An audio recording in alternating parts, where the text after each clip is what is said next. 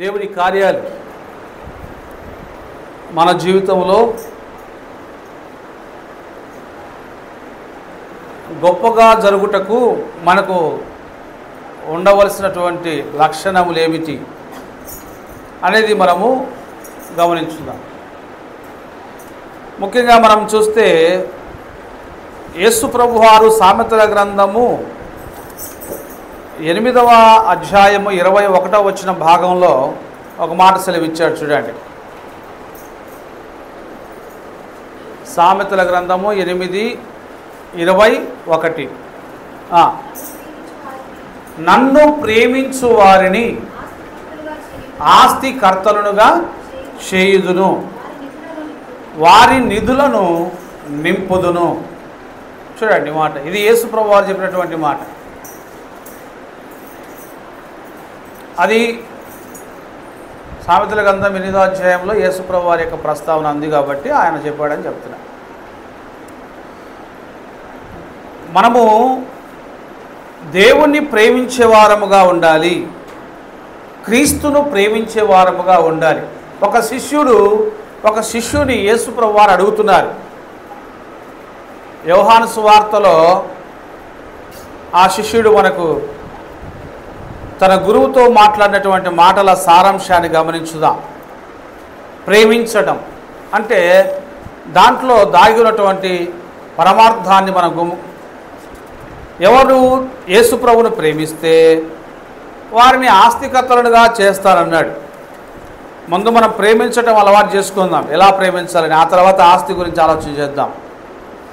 ఆస్తి ఇచ్చేది ఆయన పని, ప్రేమించేది మన పని.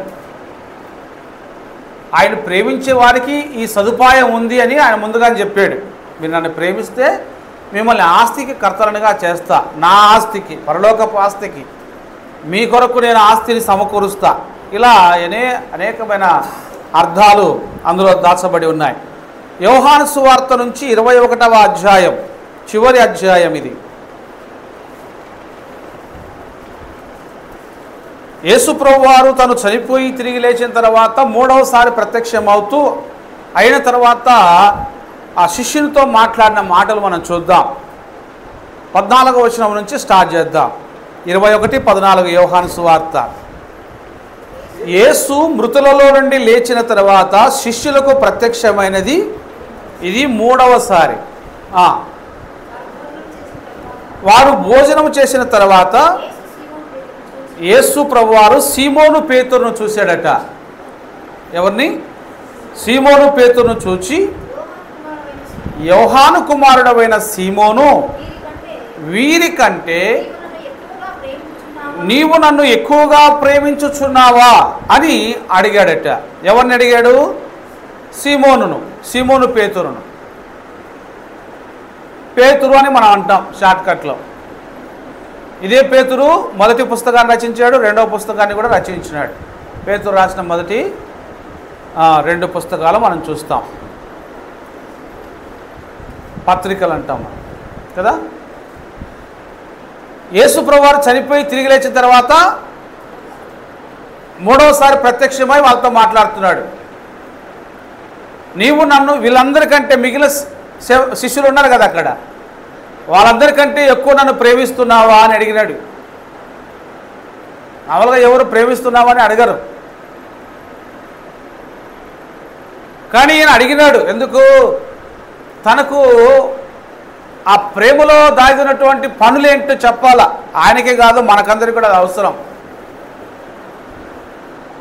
ఒకడు నేను దేవుని ప్రేమిస్తున్నానని చెప్పి తన సహోదరుని ద్వేషించినాడు అనుకో, దేవుని ఎరగనివాడు అని ఈ యోహాను రాస్తాడు. అంటే దేవుని ప్రేమించడం అంటే ఎదుటివారిలో కూడా దేవుని చూసేంత ప్రేమ నీలో రావాలా అనే సారాంశాన్ని ఈ అపోస్తలు చివరికి చెప్తారు.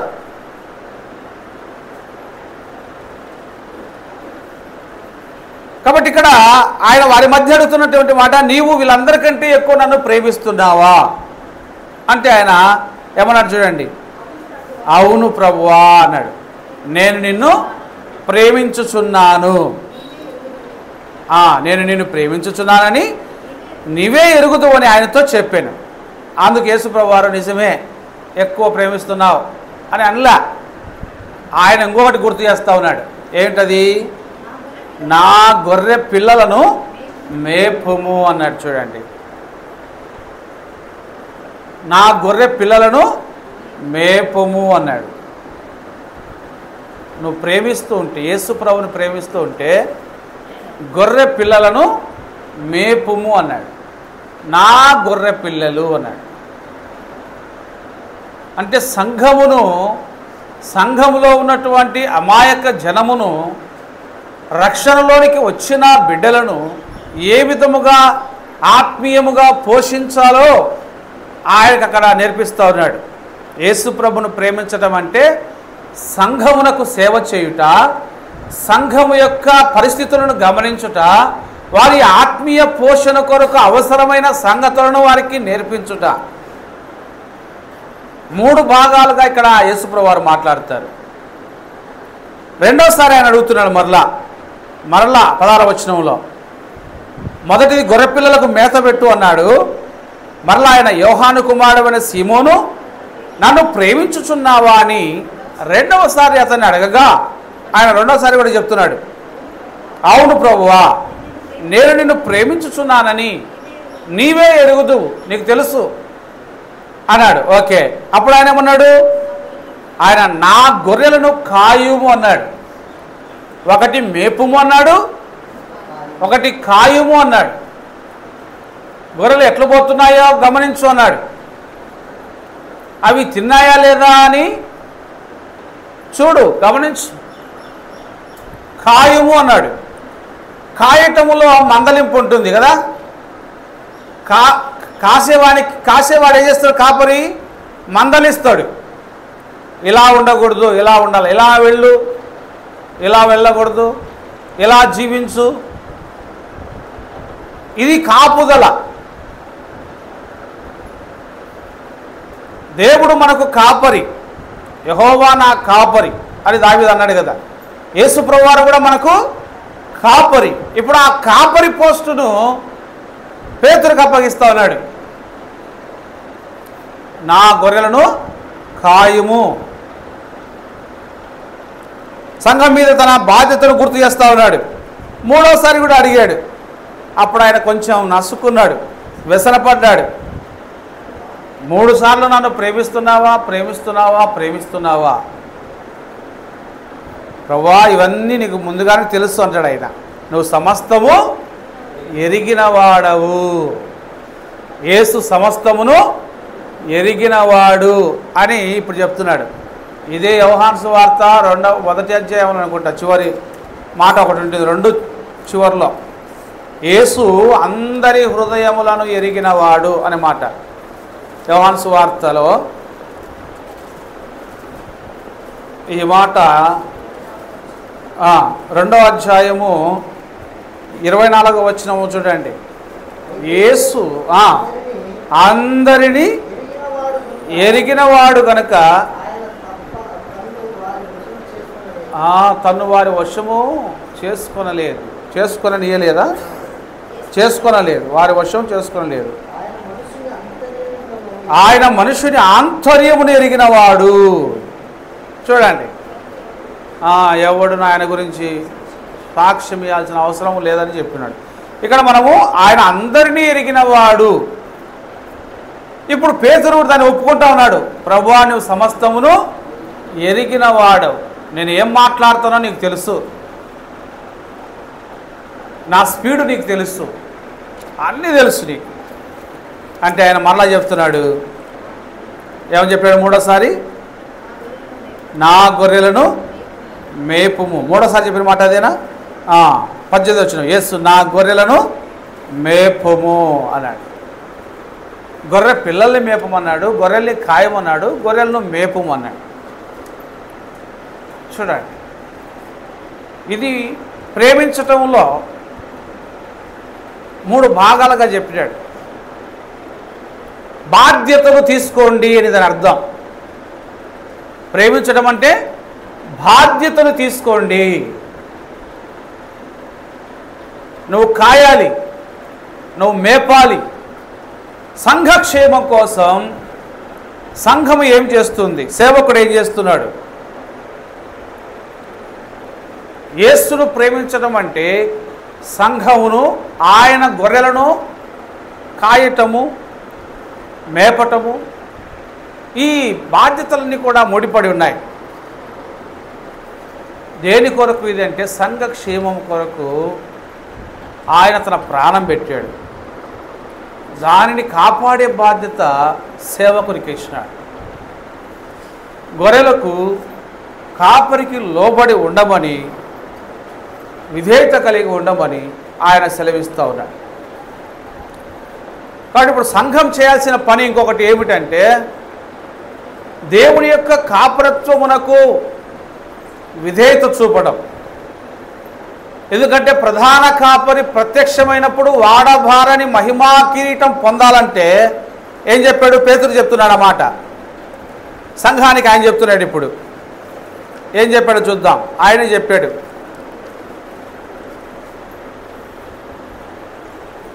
పేతురు రాసిన మొదటి పత్రిక 5వ అధ్యాయము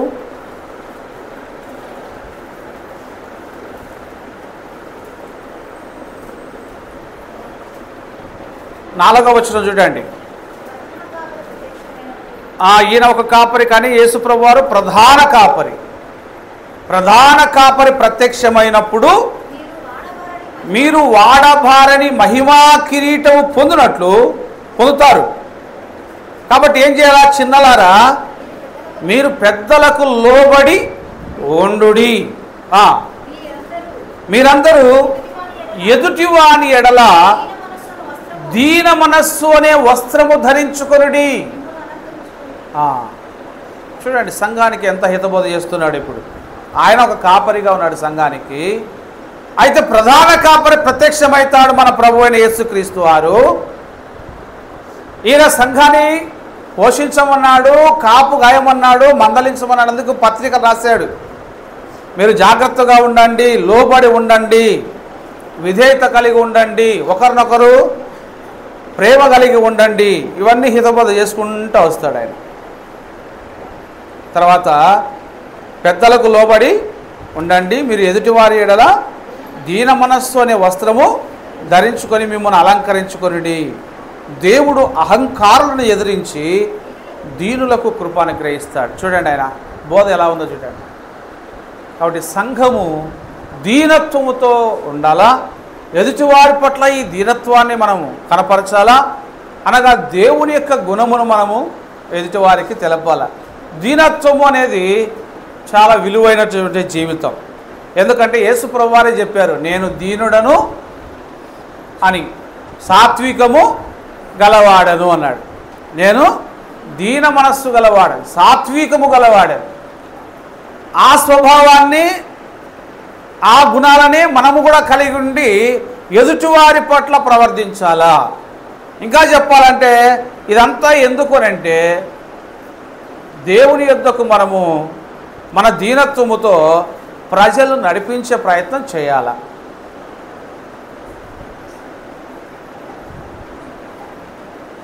మొన్న ఒక ఆయన ఒక మాట చెప్పాడు, మంచి మాట.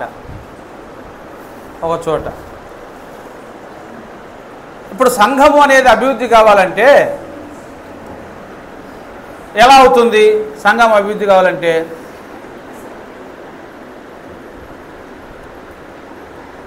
సరే ఓకే, ఇప్పుడు గొర్రెలు మేకలు అనుకోండి, గొర్రెలు ఉన్నాయనుకోండి, అవి అభివృద్ధి పొందాలంటే ఏం చేయాలా?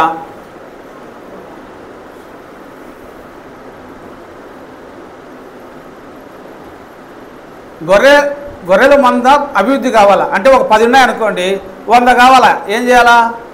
కొనకొచ్చుకోవాలా, అంతే కదా? దాన్ని అభివృద్ధి అంటారా? కొనకొచ్చుకునేటి అభివృద్ధి అన్నారు. మరి అభివృద్ధి కావడం అంటే ఏంటి? ఫలించడం అంటే దానికోసం గొర్రెలు కాసేవాడు ఏం చేయాలా? మేపు పెట్టాలా? మేపు పెట్టాలా, ఓకే. నీరు పెట్టాలా, మీద స్థలాన్ని తీసుకుపోయి పోవాలా, తర్వాత అవుతుందా?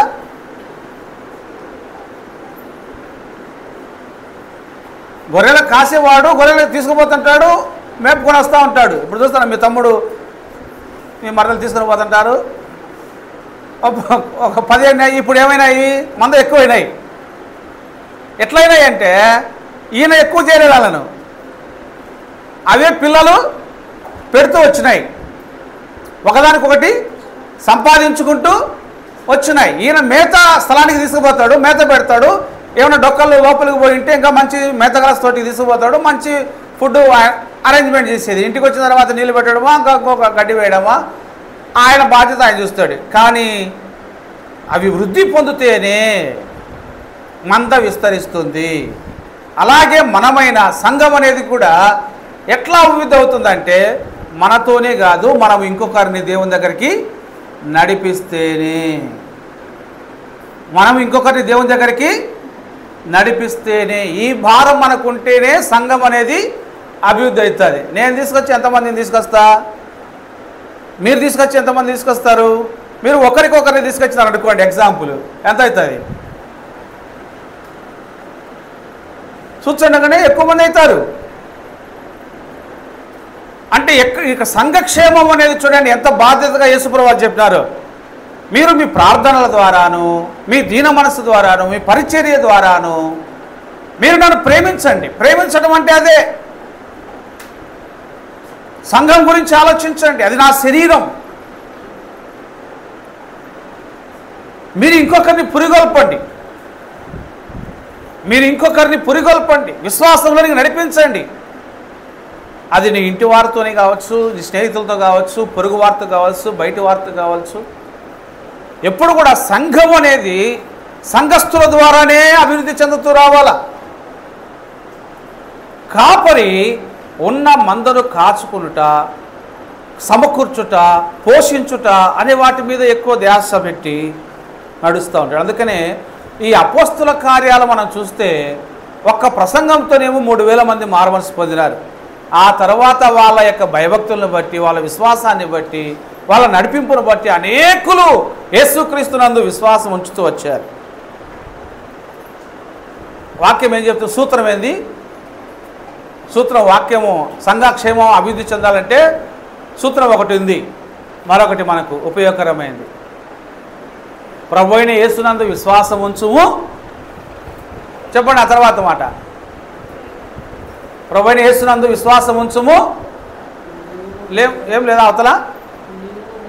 అప్పుడు నీవును నీ ఇంటి వారును రక్షణ పొందుదురు అని రాయబడి ఉంటుంది. ఉందా మాట? ప్రభువైన యేసునందు ఎవరు విశ్వాసం ఉంచాలా? ముందు ఒక వ్యక్తి విశ్వాసం ఉంచాలా.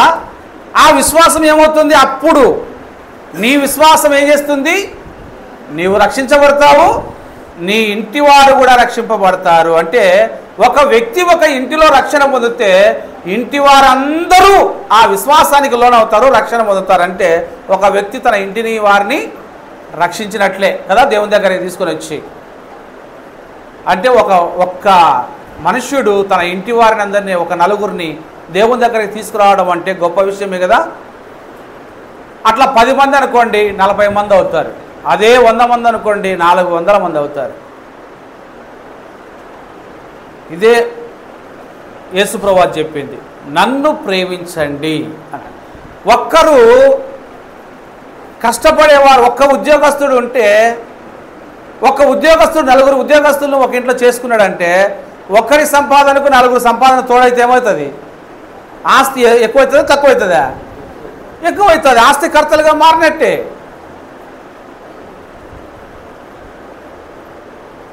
అట్లనే 10 మంది 10 4 40 మంది అయితే ఆస్తి ఏమవుతుంది? ఎక్కువవుతుంది, ఆటోమేటిక్గా అవుతుంది, ఆస్తికర్తలుగా మారిపోతారు. ఒక ఆయన మన ఏదో మాట్లాడుతూ చెప్పినాడు, ముందు ఒక ఇంట్లో ఒక ఆయన కలెక్టర్ అయినాడంట. ఆ తర్వాత పిల్లలందరినీ కూడా 4 డాక్టర్లను గాను, ఇంజనీర్లను గాను, వాళ్ళు నచ్చినటువంటి ఫీల్డ్లో వాళ్ళని ప్రయోజకులుగా చేసి ఆయన సంపాదించిన ఆస్తి కంటే అందరూ సంపాదించే ఆస్తి ఇప్పుడు ఆస్తి వాల్యూ పెరిగింది, వాళ్ళకు గౌరవం ఎక్కువైంది.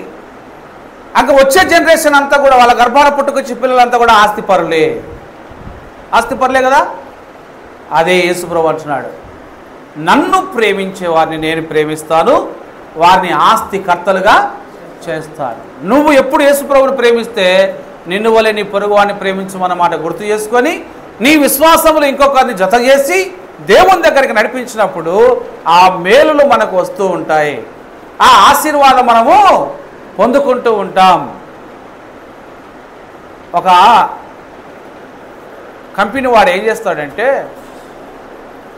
మీరు ఇన్ని వస్తువులు 3,000 కొనండి అయ్యా, మీరు కొన్నాక ఒక నలుగురు చేర్పియండి, ఆ తర్వాత వాళ్ళ దాంట్లో నుంచి వచ్చే ఆ పర్సెంటేజ్ 2%, 3%, 10%, అదేదో చెప్తారు వాళ్ళు. ఆ పర్సెంటేజ్ అంతా కూడా మీకు నెల నెల పంపుతూనే ఉంటాము. వాళ్ళ కింద ఎవరైనా జత చేసి వాళ్ళు 3,000తో కొనిస్తూ ఉంటే వాళ్ళ నుంచి వచ్చే దాంట్లో నుంచి కూడా మీకు పర్సెంటేజీ వస్తూనే ఉంటుంది. మనం ఒక్కసారి 3,000 పెట్టి కొన్నందుకు, ఇంకొక నలుగురిని యాడ్ చేసినందుకు, వాళ్ళ కింద ఇంకొకరు యాడ్ అవుతున్నందుకు వీళ్ళు కొనే ఆ ప్రాఫిట్లో నుంచి ఆదాయాన్ని మనకు కూడా షేర్ చేస్తూ వస్తూ ఉన్నారు. అప్పుడు ఆటోమేటిక్గా మనం పెట్టుబడిన మన 3,000 పెట్టుబడి ఎప్పుడో తీరిపోయి ఇంకా అధికమైనటువంటి ఆదాయం మనకు వస్తూనే ఉంటుంది. అలాగే దేవుని పరిచర్య కూడా ఒక ఆత్మ, దేవుడు నిన్ను సేవకుడు నిన్ను రక్షించుకున్నప్పుడు నీ ద్వారా ఇంకొకరు రావాలా, నీ ద్వారా ఇంకొకరు వస్తే వాళ్ళ ద్వారా ఇంకొకరు, వాళ్ళ ద్వారా ఇంకొకరు, ఆ విధముగా ఇది రావటం వల్ల ఆ ఆశీర్వాద ఫలాలు దేవుడు నీకు ఇస్తూనే ఉంటాడు. అదే యేసుప్రభువు చెప్పింది. కాబట్టి నన్ను ప్రేమిస్తే మీరు ఆస్తికర్తలుగా, 10 మందిని దేవుని దగ్గరికి నడిపించిన ఆస్తికర్తలుగా మీరు ఉంటారు. ముందు మనుషుల ఆత్మలు చాలా ఇంపార్టెంట్. ఎందుకు అంటే యూదా పత్రికలో ఒక మాట చెప్పాడు చూడండి. యూదా పత్రిక ముగించుకుందాం మనం.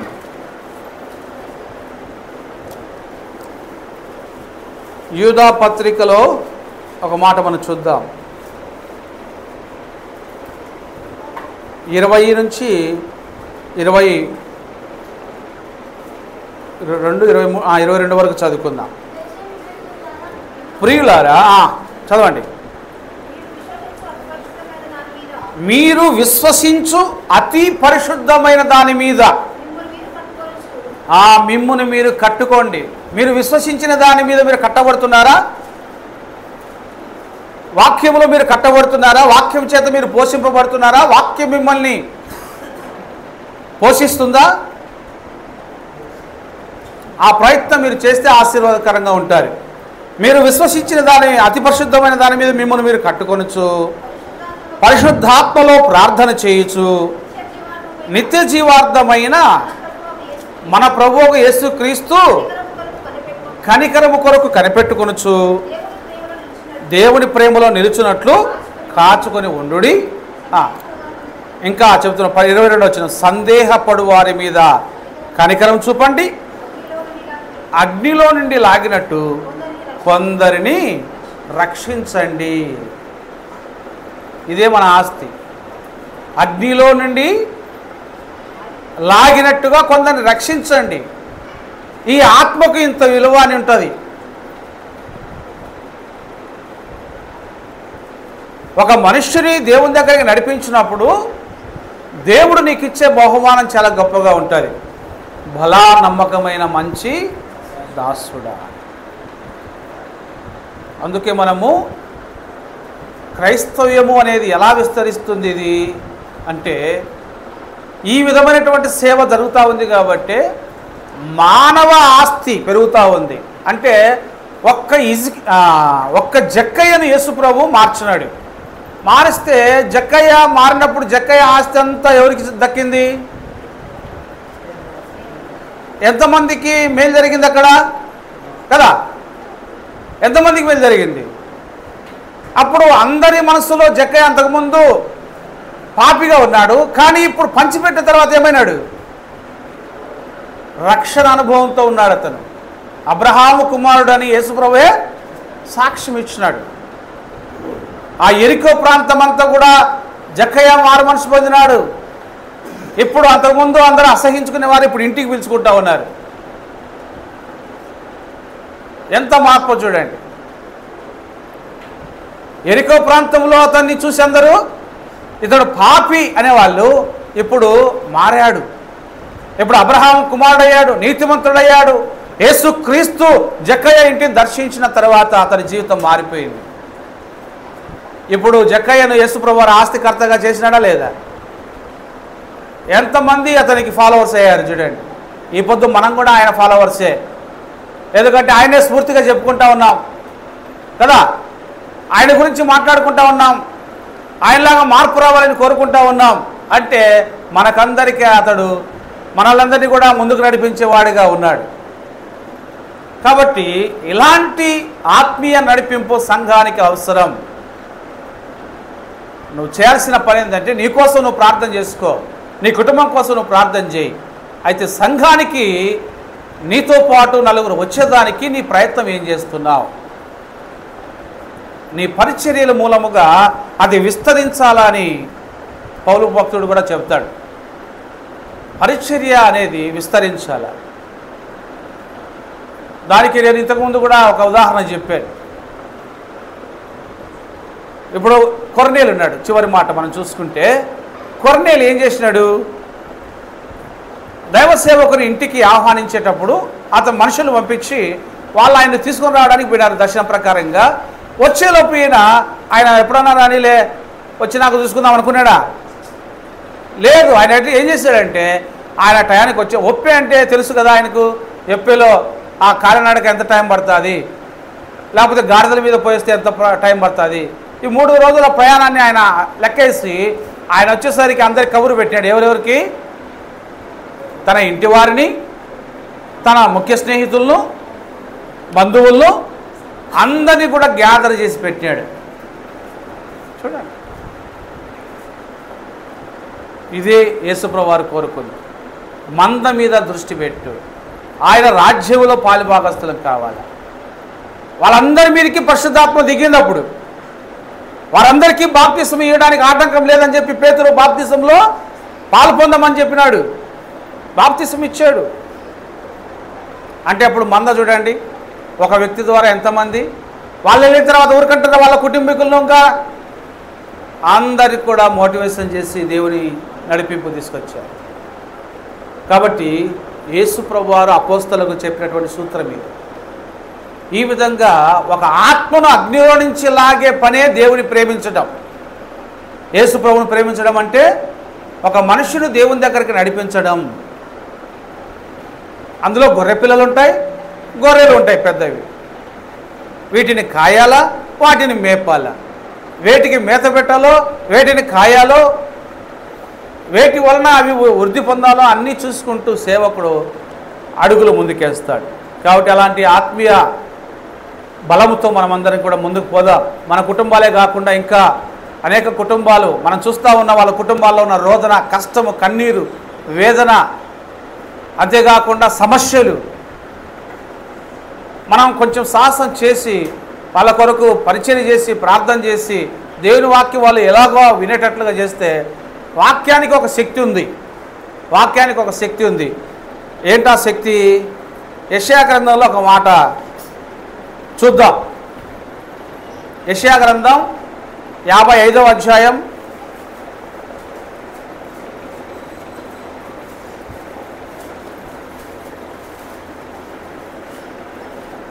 10వ వచనం 11వ వచనం చదువుదాం. బాగా గుర్తుపెట్టుకోండి మాట. వర్షమును హిమమును ఆకాశం నుండి వచ్చి అక్కడికి, అంటే ఎక్కడి నుంచి వచ్చింది? ఆకాశం నుండి వచ్చింది వర్షం, హిమం అక్కడి నుంచే కురిసింది. మళ్ళీ పైకి పోతుంది, అది పోదు. పోకుండా ఏం చేస్తుంది? భూమిని తడుపుతుంది. భూమిలో విత్తబడిన విత్తనానికి విత్తనము, భుజించేదానికి ఆహారం. మనం విత్తనం వేస్తే పంట వస్తుంది కదా, ఆహారం వచ్చేటట్లుగా అది చిగుర్చి వర్ధిల్లున్నట్లుగా ఎట్లా చేస్తుందో వర్షం. ఏమి ఈసారి వర్షం పంట సరిగా రాలేదంటే వాన టయానికి పడకపోయా, ఫస్ట్సారి ఒకసారి పడింది, లాస్ట్ టయానికి అలా పడకపోయా, అందుకు సరైన పంట లేదంటాం. అంటే నీ విత్తనం ఫలించాలంటే ఆకాశం నుంచి వర్షం రావాలా, మంచు కురవాలా కదా. ఇప్పుడు మామూలుగా శనగ కట్టె కోయడానికి ఎప్పుడు పోతారు?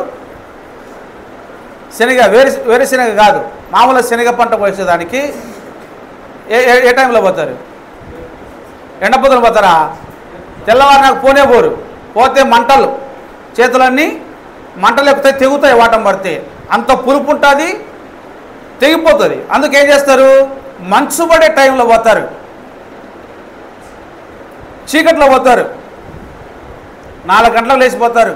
అప్పుడు వాతావరణం చల్లగా ఉంటుంది, మంచు అంతా దాని మీద పడి ఉంటుంది, దాన్ని కట్టెలు లాగినప్పుడు మనకేమీ కాదు. పంటకది శక్తినిస్తూ ఉంది. ఆకాశం నుండి కిందికి వచ్చింది, మళ్ళీ పైకి పోవడంలే, అది భూమిలో సారం ఇస్తూ ఉంది, పంటకు జీవాన్ని ఇస్తూ ఉంది, అది మనకు పోషణగా మారుతూ ఉంది. అట్లనే ఎంత బాగా చెప్పాడు చూడండి ఆ కాలంలోని దేవుడు.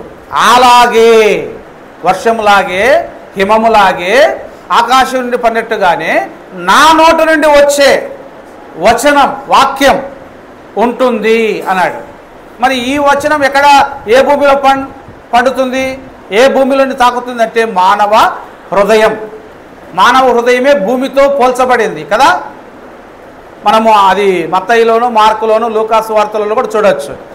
ఇప్పుడు చెప్తున్నాడు, అలాగే నా నోటి నుండి వచ్చి వచనమును ఉండును, నిష్ఫలముగా నా యొద్దకు అది మరలక అది నాకు అనుకూలమైన దాన్ని నెరవేర్చును, నేను పంపిన కార్యమును సఫలము చేయును. నేను పంపిన కార్యమును ఏ ఉద్దేశంతో ఆయన అన్నాడో అది నెరవేరుతుందట. ఆయన నోటి నుండి వచ్చిన వాక్కు ఊరికే పోదు. అందుకే చెప్పింది వాళ్ళు, ప్రభువైన యేసునందు విశ్వాసం ఉంచుము, మరి ఏ నామమున రక్షణ కలగదు, ఆకాశము కింద మనుషులలో ఇయ్యబడిన ఏ నామమున రక్షణ లేదు, ఈ నామమునే మనం రక్షణ పొందవాలని అన్నప్పుడు వాళ్ళందరికీ భయం కలిగింది. ఏంది ఇట్లా చెప్తున్నారే, అవునా, అట్లయితే మేము కూడా యేసుప్రభువుని నమ్ముతామని చెప్పి నమ్మినారు. దేవుని వాక్యం అనేది సేవకు నోటి నుంచి బయటికి వచ్చిన తర్వాత, నీ నోటి నుంచి బయటకు వచ్చిన తర్వాత, నువ్వు ఇతరులకు వాక్యాన్ని చెప్పిన తర్వాత ఆ వాక్యం ఊరుకుండేది కాదు, తనకు ఏమి కావాలో అది ఆ మనుషుల్లో దాన్ని రాబడుతుందట. ఆ వాక్యానికి అంత శక్తి ఉంది. యేసు ప్రభు నిన్ను రక్షిస్తాడు అనే మాట నువ్వు చెప్పింటావు, ఆయన నిన్ను కాపాడుతాడు, ఆదుకుంటాడు, ప్రార్థన ఆలకిస్తాడు, సమస్యలు తీరుస్తాడు, కాపాడుతాడు, ఆశీర్వదిస్తాడు, వృద్ధి పొందిస్తాడు అని నువ్వు ఒక మాట చెప్పింటావు. అది వాళ్ళని కాపు కాస్తూ ఉంటుంది, వాళ్ళని అవసరంలో పట్టుకుంటుంది, వాళ్ళ చేత మారు మనసు పొందేటట్లుగా చేస్తుంది. అది దేవుని వాక్యానికి ఉన్నటువంటి శక్తి. అందుకు ఆ వాక్యాన్ని మనం దాచిపెట్టుకోకూడదంట. రుమాల్లో చుట్టి ఒకడు భూమిలో దాచిపెట్టాడంట, అంటే హృదయంలోనే పెట్టుకుని నాకు తెలుసు వాక్యం అని. ఉత్త వాక్యం తెలుస్తేనే సరిపోదు, దాన్ని డెలివరీ చేయాలి మనం, పంచిపెట్టాలి మనం. అప్పుడు అవతల వాళ్ళలో ఆ వాక్యము పనిచేస్తుంది. అమ్మ దేవుని వాక్యం ఇట్లా ఉంది కదా, నిజమే. నేను ఈ సమయంలో సాక్ష్యాలని చెప్తాను, కొంతమంది సాక్ష్యాలని చెప్తూ ఉంటారు, పలానప్పుడు పలానా సేవకుడు ఎట్లా చెప్పినాడు, నాకు అది గుర్తుకొచ్చింది, అప్పుడు నేను యేసుప్రభువుకు ప్రార్థన చేసిన, అప్పుడు నేను ఈ విధంగా మేలు పొందినా అని. అది వాక్యం ఆ పని చేస్తుంది అన్నమాట. అందుకే పేతురుకు ఆ మాట చెప్పినాడు ఆయన, నన్ను ప్రేమిస్తున్నావా, గొర్రెలను మేపు, గొర్రె పిల్లలను మేపు, గొర్రెలను కాయి. కాబట్టి మనం గొర్రెలు చాలా ఉన్నాయి, మందలోకి రాకుండా ఉన్న గొర్రెలు ఉన్నాయి, వాటన్నిటిని కూడా మనము సమకూర్చాలని వాక్యం చెబుతూ ఉంది. నశించిపోయే గొర్రెల కోసం యేసుప్రభు ప్రాణం పెట్టాడు కదా. మనం రక్షించబడిన తర్వాత మనం ఇంకా చాలామంది ఉన్నారు, వారందరి కోసం మనము శ్రమదానం చేయాల. అన్ని దానాలు మనము అవసరమైన దానం అంతా చేయాల. అప్పుడే మనము ఆత్మను రక్షించే వారముగా ఉంటాం. లేకపోతే మనం స్వార్థపరులం అయిపోతాం, రుమాల్లో చుట్టిన వాళ్ళం అవుతాం. నీ రక్షణ గురించి ఎవరికి తెలియదు. నీ రక్షణ ఎంత గొప్పదో నువ్వు వెల్లడి చేస్తేనే అవతల వాళ్ళు తెలుసుకుంటారు. తెలుసుకొని వాళ్ళు నిన్ను బట్టి దేవుని స్తుతిస్తారు, నీకు గౌరవాన్ని ఇస్తారు. నువ్వు పాట బాగా పాడితే కదా నువ్వు తెలిసేది బాగా పాడతాడా లేదా అనేది. బాగా పాడితే ఇంకొకసారి ఇచ్చారు అవకాశం పాడండి అని. ఎప్పుడు పాటే పాడకపోతే కనుక ఏం బెల్లం కొట్టిన రాయి మధ్య ఉండాలి, ఏం పాడరేమో లేని ఊరుకుని అంటారు. బెల్లం కొట్టిన రాయి అంట, దాని అవసరం ఏముంది? ఎప్పుడైనా బెల్లం ముక్కలు ఉంటే కనుక పగలగొట్టడం, పక్కన పెట్టడం, అది ఎప్పుడు వాడబడదు. అది కానీ వాడబడుతూ ఉంటే దేవునికి మహిమ వస్తూనే ఉంటుంది. అది మనం చేయాల్సిన పని. కాబట్టి ఈ రోజు నుంచి కూడా మనం మంచి తీర్మానం చేసుకుందాం, సంఘక్షేమం కోసం పాటుపడదాం, మన ఇంటి వారిలో ఇంకా కొదవైన వారిని రక్షించుకునే ప్రయత్నం చేద్దాం. మన స్నేహితులు కావచ్చు, బంధువులు కావచ్చు, అందరినీ కూడా రక్షించుకునే ప్రయత్నం, పరిచర్యను విస్తరింపజేసే ప్రయత్నం చేద్దాం. ప్రభు యొక్క బలాలో పాల్పొందాం. మోకరించండి.